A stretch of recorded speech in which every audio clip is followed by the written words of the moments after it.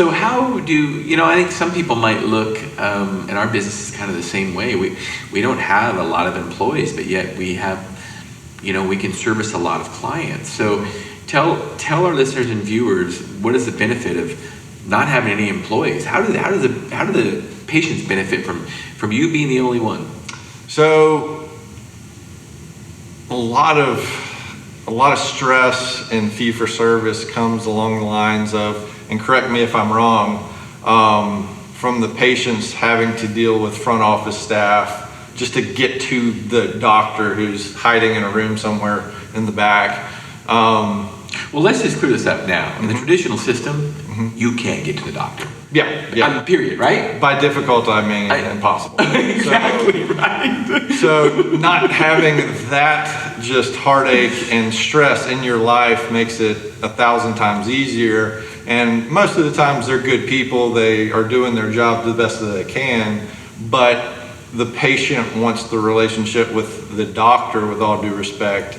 They don't want the relationship with the gatekeeper or the lady sitting at the front desk that's screaming at you to get your insurance card and you can't find it, and that's just not the way it should go. Or you're a patient needing medications refilled and that's all you need, just let the doctor know, and they get distracted, don't let the doctor know, and now all of a sudden you're up a creek. But not having employees, I'm not saying I'm gonna be solo forever, but it allows my patients to know that on the other end of whatever method of communication they're using, they get me and all my improper grammar and bad attitudes. So they know they're dealing with me and they love that. So it's working out the best for everybody, I think.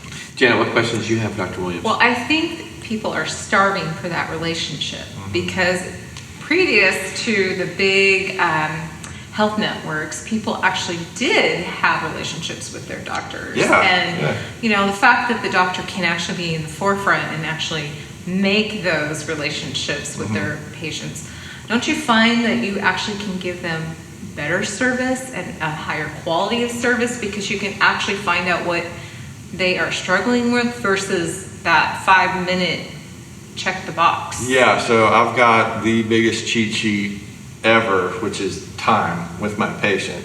So I don't have to kick anybody out after 5 minutes. My visits are an hour long if they need it. Usually they leave. They're like, they're trying to hear you talk. I've got something to do. And I'm like, all right, well, see you later. So a lot of times it's that they leave before their time is up.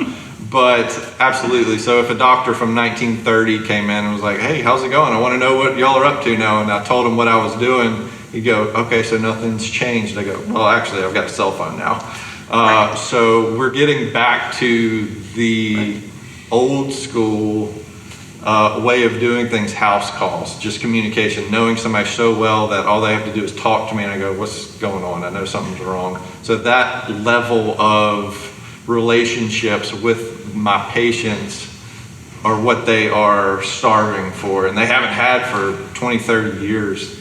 It's just amazing. But yeah, getting back to I'm a 1930s doctor with internet access. That's that's it.